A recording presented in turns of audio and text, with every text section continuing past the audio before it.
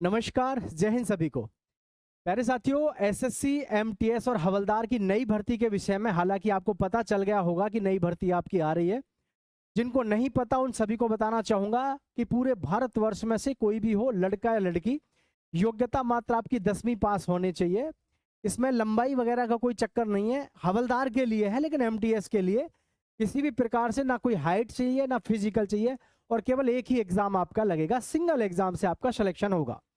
SSC MTS में हर साल भर्ती आती है, आप सबको पता होना चाहिए। और इसकी भर्ती अब कब आ रही है, कब से इसके ऑनलाइन फॉर्म शुरू होंगे, योग्यता की तो टेंशन लेने की जरूरत ही नहीं। मात्र आप 10वीं पास होने चाहिए किसी भी विषय से, ना ही कोई प्रतिशत का चक्कर है।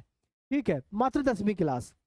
और इसमें सिलेक्शन प्रोसेस क्या रहता है, कैसे, सारी जानकारी ए टू जेड आपको इस वीडियो के माध्यम से मैं देना चाहूंगा। सभी साथी चैनल को सब्सक्राइब करके दोस्तों के साथ शेयर जरूर करिएगा। देखिए, एसएससी एमटीएस हमारे देश में एक ऐसी वैकेंसी है जिसमें हर तरीके का बच्चा फॉर्म अप्लाई कर सकता है। ना तो इसमें ज़्यादा योग्यता की ज़रूरत है, ना ही इसमें फिजिकल की खास ज़रूरत है। तो पूरी जानकारी डिटेल में आप सभी को मैं दे देता हूँ, आइए ध्यान से देखिए।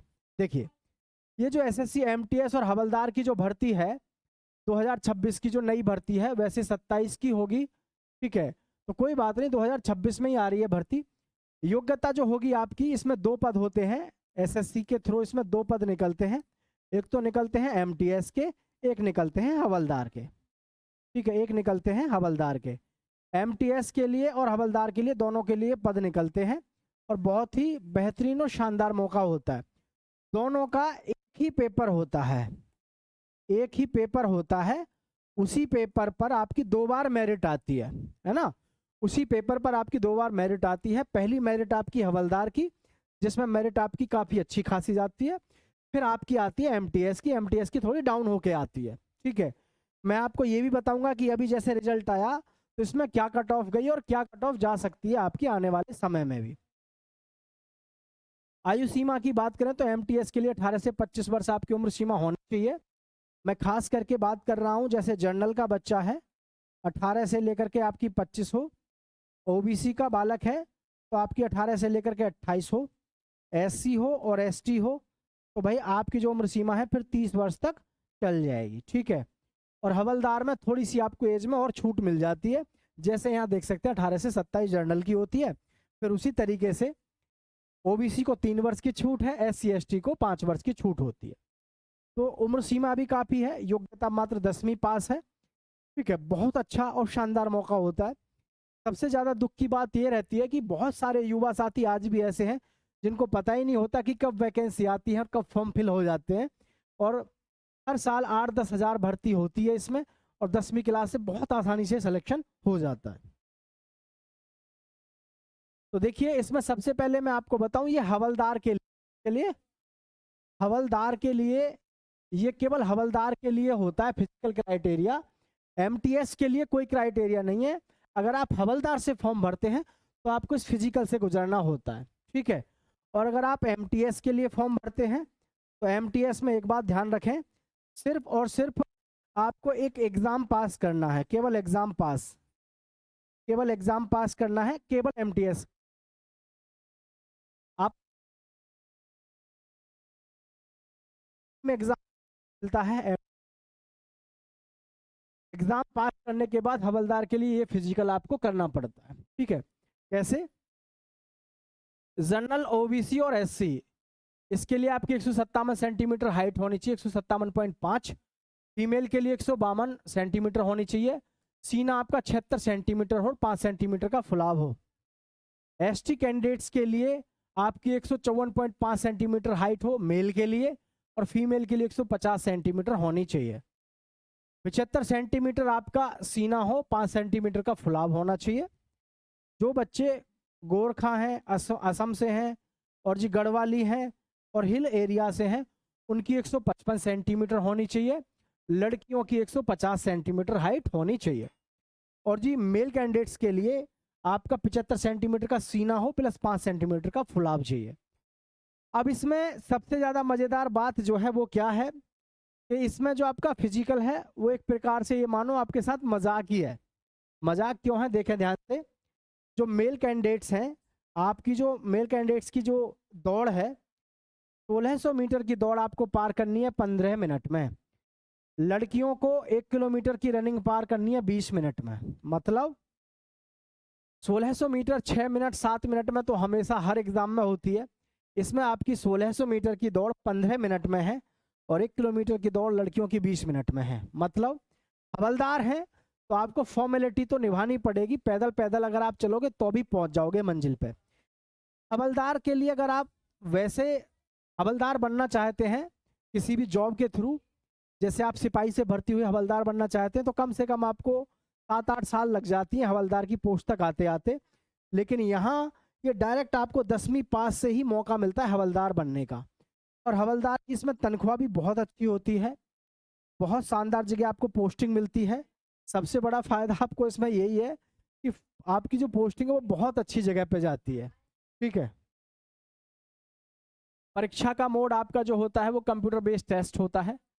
परीक्षा की जो तिथि है वो नवंबर 2026 में आपकी परीक्षा लगेगी।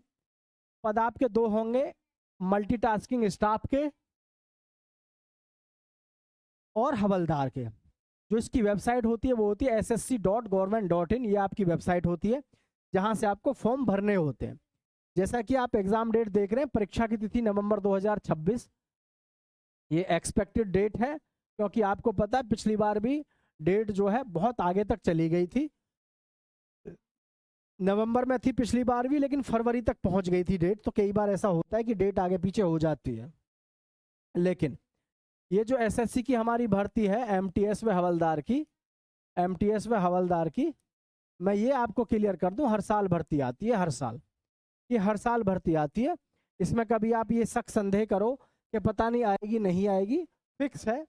लगभग सितंबर और अक्टूबर में इसके ऑनलाइन फॉर्म शुरू हो जाते हैं हमेशा से। तो आप अपनी तैयारी अच्छे से रखें।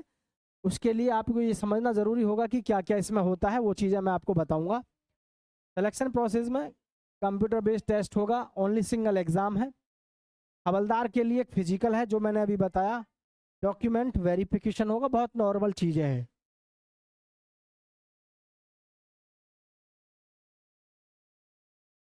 अब देखें आप यहाँ पर सैलरी, ग्रॉस सैलरी 30,000 से 35,000 होती है। 8वें पे कमीशन के बाद आपकी कम से कम 55,000 तक जाएगी। मल्टीटास्किंग स्टाफ के जो पोस्ट हैं ये आपके नॉन टेक्निकल स्टाफ की पद होते हैं। हवलदार के जो पद हैं इनकी जो आपकी पोस्टिंग होती है बहुत बढ़िया जगह पे होती है। Central board of indirect taxes and customs में, सेंट्रल ब्यूरो ऑफ नारकोटिक्स यानी सीबीएन में आपको यहाँ पर पोस्टिंग मिलती है, जो कि बहुत बढ़िया और शानदार मौका आपके पास रहता है। ठीक है। अच्छा, अब देखें आप, नोटिफिकेशन जो आना था आपका जून में आना था, ऑनलाइन फॉर्म वगैरह अभी आपके जुलाई में होने थे, लेकिन कई बार आपको पता है कि लेट सेट हो जाता है। लेट सेट क्योंकि अभी पता ना आपको, इससे पहली जो भर्ती चल रही है उसका रिजल्ट बहुत लेट आया है। रिजल्ट बहुत लेट आया जो कि अगस्त में आया है, और उसी वजह से परीक्षा भर्ती जो है आपकी थोड़ी सी मतलब लेट हुई है। तो इसके जो ऑनलाइन फॉर्म है वो सितंबर और अक्टूबर में भरे जाएंगे। अब मैं आपको सबसे जो मोस्ट इम्पोर्टेंट चीज़ है उसके बारे में बता दूं कि आप इसमें सिलेक्शन जो लेंगे वो किस तरीके से लेंगे और किन किन बातों को आपको इसमें ध्यान रखना है। ठीक है, देखो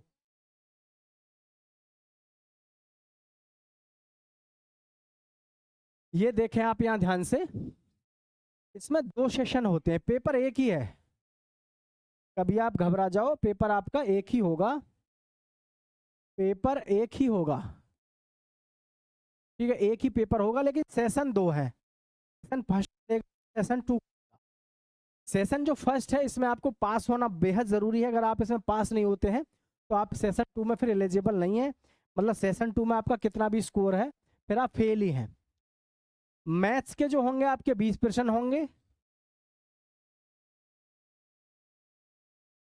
मैथ के जो क्वेश्चन होंगे 20, और जी रीजनिंग के होंगे 20, और 1% आपका 3 नंबर का होता है, जो कि आपका ये देख सकते हैं 160 नंबर का पहला सेशन होगा, जिसमें से आपको ध्यान रखना है अगर आप जर्नल से हैं तो फिर आपको इन 40% में से कितना, 40% में से आपको 12% करने हैं। और अगर आप EWS से हैं तो फिर आपको इसमें से 10% करने हैं। और अगर आप SC वगैरह से हैं तो फिर आपको मात्र यहाँ पर फिर आपको 8 प्रश्न करने हैं। 40 में से ये प्रश्न करने ही पड़ेंगे, 12, 10 और 8। अगर आप इतना प्रश्न पास मतलब नहीं कर पाते तो आप फेल हो जाएंगे। फिर आप सेशन 2 में कितना भी अच्छा स्कोर करके क्यों ना हो, फिर आप फेल ही हो। ठीक है, तो इसलिए आपको सेशन फर्स्ट में पास होना अनिवार्य है। अब बात करते हैं सेशन 2। सेशन फर्स्ट आपका क्लियर हो गया तो सेशन 2 चेक होगा। अगर सेशन फर्स्ट में आप फेल है तो सेशन 2 चेक नहीं होगा। ठीक है, जनरल अवेयरनेस यानी जीके जीएस वगैरह के 25 क्वेश्चन होंगे। लैंग्वेज होगी आपकी इंग्लिश, इंग्लिश के 25 क्वेश्चन होंगे। एक प्रश्न होगा 3 नंबर का, यानी 150 नंबर का आपका पेपर होगा सेशन 2। सेशन 2 आपका 150 नंबर का होगा। ये जो 150 नंबर का है, 50 प्रश्न आपको 45 मिनट में करने होंगे। इसमें एक बात ध्यान रखनी है, अच्छी कमांड होनी चाहिए आपकी सब्जेक्ट पे, जीके जीएस पे भी और इंग्लिश पे भी, क्योंकि जो कट ऑफ है आंकड़े चौंकाने वाले रहते हैं और चौंकाने वाले ही आंकड़े रहेंगे, क्योंकि इसमें हर तरीके का बच्चा बैठता है। मैं आपको बताना चाहूँगा थोड़ा सा और इसके बारे में, जैसे एसएससी एमटीएस के बारे में।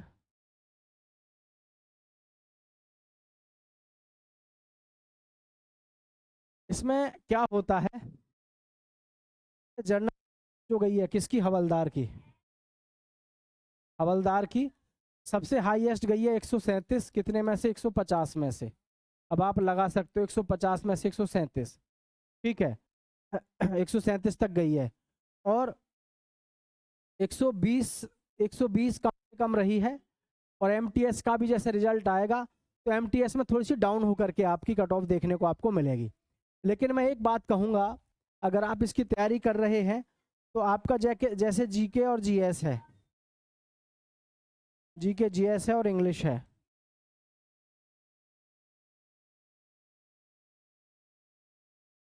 25-25 प्रश्न आपको देखने को मिलेंगे। अगर अगर आप इसमें अच्छे से प्रश्न करके आते हैं, क्योंकि 150 नंबर का पेपर है, तो आप एक बात ध्यान रखें, जैसे कि ये हमारे 50 प्रश्न हैं, ठीक है। 50 प्रश्न में आप यहाँ से देखो कितना टफ मामला है। 50 प्रश्न में से जिस बच्चे ने 40 प्रश्न किए होंगे, है ना, तो 4 तिया 12, 120 नंबर जब आए होंगे उसके, आप सोच के देखो कितना मुश्किल काम है।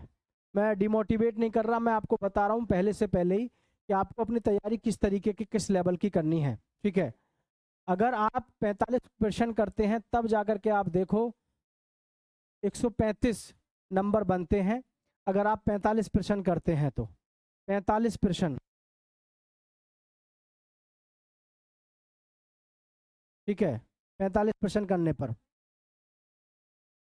135 मार्क्स बनेंगे। और मेरिट हाईएस्ट जो कही 137 पे गई है, तो आप यहाँ से अंदाज़ा लगा सकते हैं कि कट ऑफ इसकी अनएक्सपेक्टेड रहती है। इसलिए तैयारी जो करें अपनी इस तरीके से करें, क्योंकि पेपर का लेवल भी बहुत इजी होता है, 10वीं क्लास के आधार पे होता है। कट ऑफ इसलिए हाई जाती है। एसएससी सीजीएल का बालक भी इसमें बैठता है, और किसी भी एग्ज़ाम की तैयारी करने वाला हर बच्चा, हर युवा इसमें बैठता है, जिसकी वजह से कट ऑफ आपकी ज़्यादा जाती है। तो इसलिए पहले ही मैं आपको बता दूं, तैयारी कर रहे हैं तो अच्छी करना, या फिर तैयारी मत करना भाई। ठीक है, आप सभी का बहुत बहुत धन्यवाद। चैनल को सब्सक्राइब करके दोस्तों के साथ शेयर करिएगा। नई वैकेंसी आने में ज़्यादा से ज़्यादा 1 महीना है, 1 महीने में आपको इसके ऑनलाइन फॉर्म देखने को मिल सकते हैं। सभी दोस्तों के साथ शेयर करिएगा। जय हिंद।